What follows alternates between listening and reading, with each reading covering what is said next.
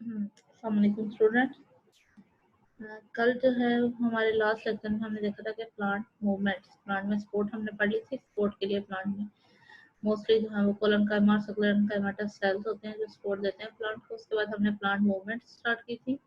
दो टाइप की मूवमेंट्स हमने पढ़ी थी प्लांट में, होती हैं ऑटोनॉमिक मूवमेंट्स और पैराटोनिक मूवमेंट्स। ऑटोनॉमिक मूवमेंट्स और spontaneous movements due to internal causes, ये हम लोगों ने कल देखा था। ये इसकी डेफिनेशन भी है। अगर आपसे ऑटोनॉमिक मूवमेंट आए, differentiate between autonomic movements and paratonic movements, तो आपने लिखना है autonomic movements are spontaneous movements due to internal causes, whereas paratonic movements are due to external causes। यानी autonomic movements due to internal causes और paratonic due to external causes।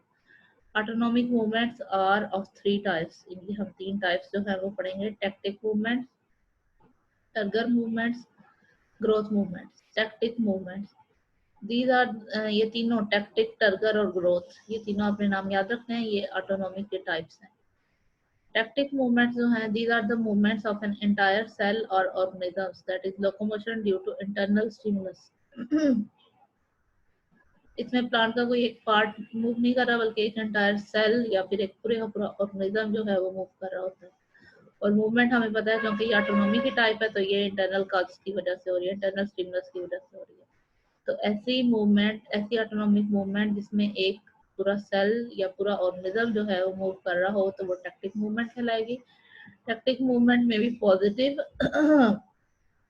कोई भी movement positive अगर होगी उसको हम पॉजिटिव तब कहेंगे अगर वो स्टिमुलस की तरफ को है, और अगर नेगेटिव हम उसको तब कहेंगे अगर स्टिमुलस से दूर की तरफ को है। Tactic movements are movements of locomotion. They are further classified on the basis of nature of stimulus। अब स्टिमुलस की नेचर की बुनियाद पर, यानी स्टिमुलस किस किस्म का हो सकता है, उसकी बुनियाद पर टैक्टिक मूवमेंट को मजीद दो टाइप में डिवाइड किया गया है। ये आपने ध्यान रखना है। प्लांट मूवमेंट दो मूवमेंट है, पैराटोनिक और ऑटोनॉमिक। ऑटोनॉमिक के आगे से तीन टाइप्स हैं, टैक्टिक और टर्गर। अब टैक्टिक के आगे से हम पढ़ने लगे हैं टाइप्स, ठीक है। इसी तरह से टर्गर की हम टाइप्स पढ़ेंगे और ग्रोथ की टाइप्स पढ़ेंगे, और उसके बाद पैराटोनिक की टाइप्स पढ़ेंगे और उसकी टाइप्स की सब टाइप्स पढ़ेंगे। ये आप लोगों ने ध्यान से याद रखना है, कंफ्यूजन नहीं करनी इसमें। फोटोटैक्टिक मूवमेंट, जैसा कि फोटो का मतलब होता है लाइट, ठीक है। तो अब हमें पता है कि it is the movement in response to the stimulus of light. अगर लाइट के स्टिमुलस की वजह से मूवमेंट है तो वो फोटोटैक्टिक मूवमेंट कहलाएगी। ये पॉजिटिव भी हो सकती है, मूवमेंट में भी towards the source of light, light के सोर्स की तरफ भी हो सकती है, तो पॉजिटिव फोटोटैक्टिक मूवमेंट हो जाएगी। और away from the source of light, तो नेगेटिव फोटोटैक्टिक मूवमेंट हो जाएगी। बेस्ट इसकी एग्जांपल भी यहाँ पे दी हुई है, एग्जांपल आपने लाजमी कोट करनी है एग्जांपल की हेडिंग देख के। Best example of phototactic movement is the passive movement of chloroplast due to cyclosis। This movement helps chloroplast to यानी क्लोरोप्लास्ट की मूवमेंट जो है वो पॉजिटिव फोटोटैक्टिक मूवमेंट की एग्जांपल है। इसमें क्या होता है कि क्लोरोप्लास्ट की मूवमेंट, साइक्लोसिस का मतलब यानी साइटोप्लाज्म में जो सारी चीजें मूव कर रही होती हैं, ठीक है, उसकी जो मूवमेंट है वो साइक्लोसिस की मूवमेंट कहलाती है। और साइक्लोसिस की मूवमेंट जो है वो क्लोरोप्लास्ट को हेल्प करती है कि वो मैक्सिमम लाइट एब्जॉर्ब कर सके ताकि कार्बन डाइऑक्साइड को फिक्स कर सके, ठीक है। कार्बन डाइऑक्साइड की फिक्सेशन जैसा कि फोटोसिंथेसिस में होता है, या आपको होता है ना प्रोसेस फोटोसिंथेसिस का क्लोरोप्लास्ट में हो रहा होता है। तो क्लोरोप्लास्ट में जो साइक्लोसिस की मूवमेंट है वो पॉजिटिव फोटोटैक्टिक मूवमेंट की एग्जांपल है। और ये मूवमेंट क्लोरोप्लास्ट को इस काबिल बनाती है कि क्लोरोप्लास्ट जो है वो मैक्सिमम लाइट एब्जॉर्ब करे और कार्बन डाइऑक्साइड की फिक्सेशन करे। Light intensity and direction both effect the intercellular distribution of chloroplast, ठीक है। बस आपने इसकी एग्जांपल में आप फोटोटैक्टिक में आपने लिख देना है, it is the movement due to in response to the stimulus of light, ठीक है। और इस it may be positive if it is towards light, it may be negative if it is away from the light, ठीक है। और इसकी example में आपने क्लोरोप्लास्ट की एग्जांपल लिख देनी है। साइक्लोसिस की जो मूवमेंट है वो इसकी एग्जांपल है, और वो मूवमेंट जो है वो प्लांट को हेल्प करती है कि वो क्लोरोप्लास्ट को हेल्प करती है कि वो मैक्सिमम लाइट एब्जॉर्ब करे और कार्बन डाइऑक्साइड की फिक्सेशन करे। उसके बाद आ जाती है कीमोटैक्टिक movement. Movement in response to the stimulus of chemicals is called chemotactic movement। Movement shown by sperm of liverworts, liverwort, mosses, ये सारे ब्रायोफाइट्स की एग्जांपल में आते हैं। Pans अलग से towards archegonia in response to the stimulus of nucleic acid released by the ovum is one such example।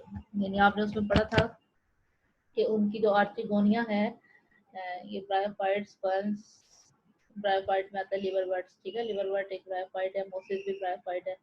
Bryophyte और कुछ फर्न जो है उनकी आर्टिगोनिया जो कि फीमेल रिप्रोडक्टिव ऑर्गन है, वो क्या करता है, रिलीज करता है स्टिमुलस, ठीक है, खास तरह का एक स्टिमुलस केमिकल रिलीज करता है,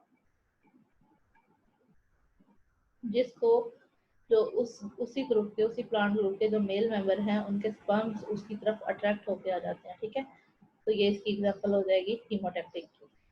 फोटोटैक्टिक की एग्जांपल में साइक्लोसिस की क्लोरोप्लास्ट की मूवमेंट, और कीमोटैक्टिक में स्पर्म की मूवमेंट, ठीक है, लिवर बर्ड्स, मोसिस और फर्न के स्पर्म की मूवमेंट आर्चिगोनिया की तरफ।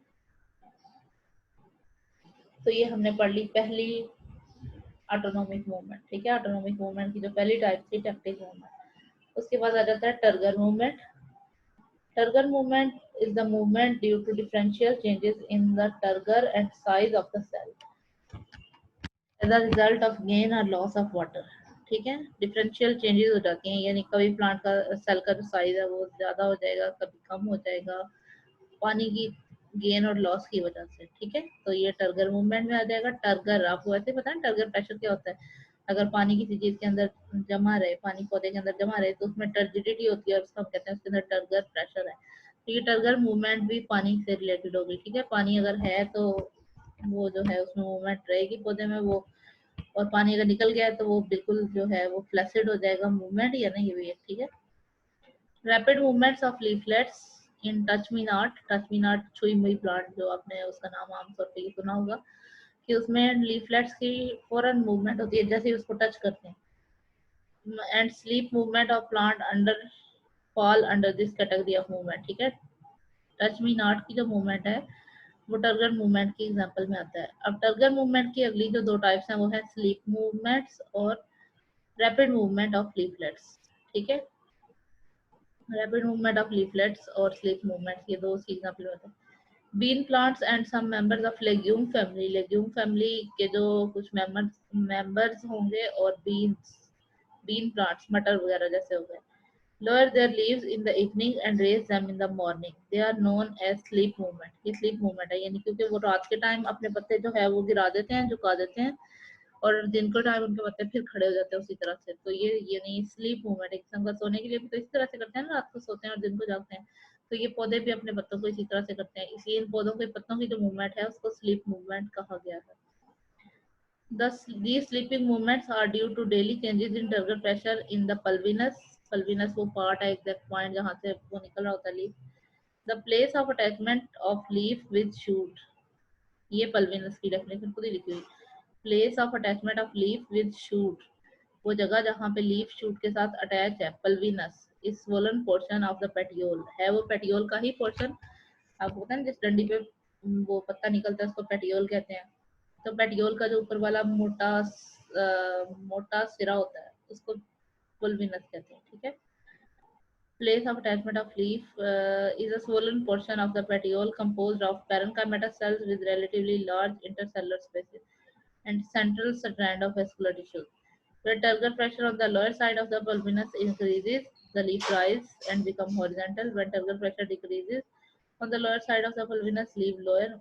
अच्छा, अब पल्विनस की नीचे वाली साइड पे होगा, पल्विनस में पैरेंकाइमेटस सेल्स होते हैं और उसके अंदर वेस्कुलर बंडल भी होते हैं, ठीक है। पल्विनस की नीचे वाली तरफ अगर जो है पैरेंकाइमेटस सेल्स और उसके अंदर जो इंटरसेलुलर स्पेसेस है उनमें अगर पानी बढ़ जाए तो पत्ता जो है वो सैचुरेट हो जाएगा, ठीक है। अगर उसमें से पानी निकल जाए तो पत्ता जो है वो झुक जाएगा।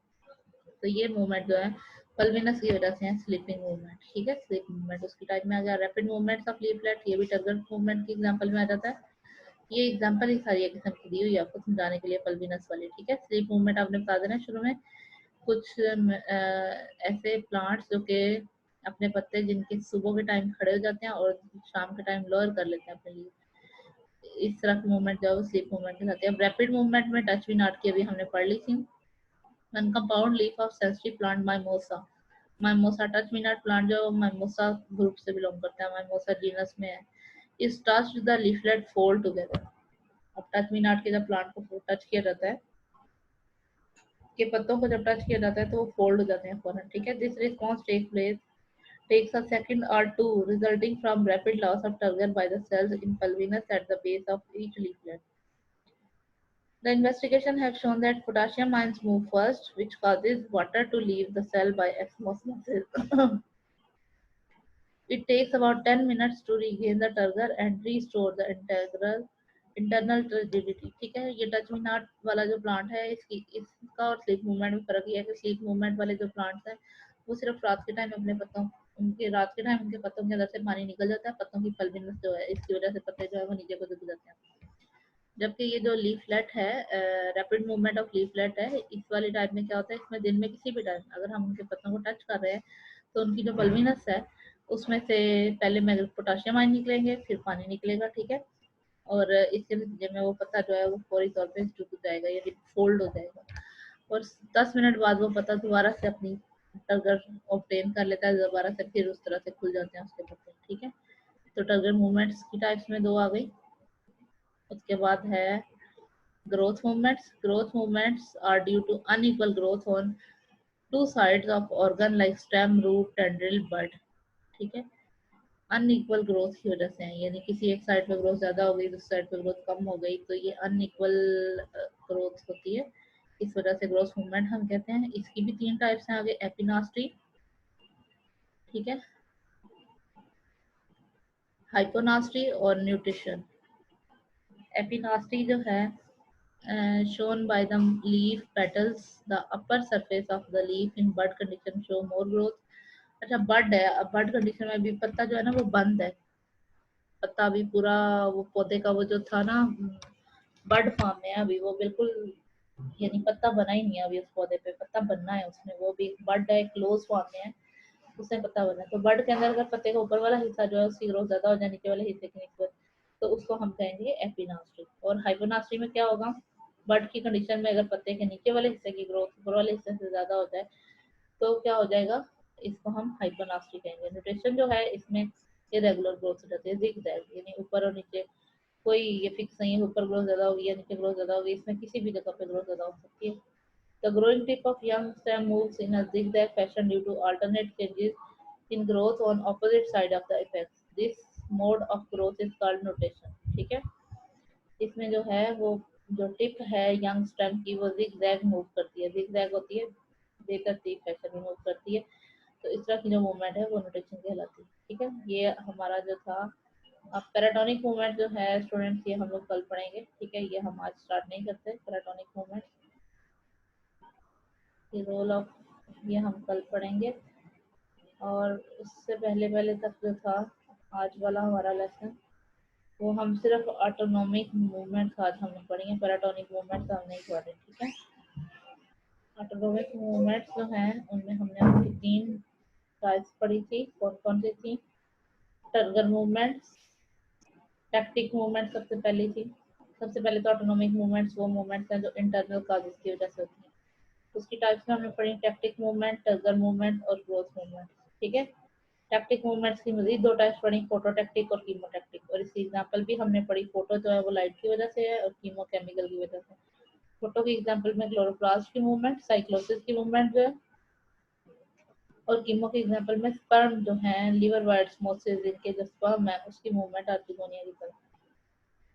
उसके बाद हमने टर्गर मूवमेंट पढ़ी, उसकी दो टाइप्स थी, स्लीप मूवमेंट और rapid movement of leaflets. Sleep movement जिसमें कुछ पौधे जो हैं वो उनके पत्ते रात के टाइम झुक जाते हैं, दिन के टाइम खड़े हो जाते हैं, तो वो स्लीप मूवमेंट हो गई, ठीक है। उनके पल्विनस में से लोअर पोर्शन में से पानी निकल जाता है, और अगर पानी आ जाए पल्विनस में तो वो फिर पत्ता जो है वो खड़ा हो जाएगा।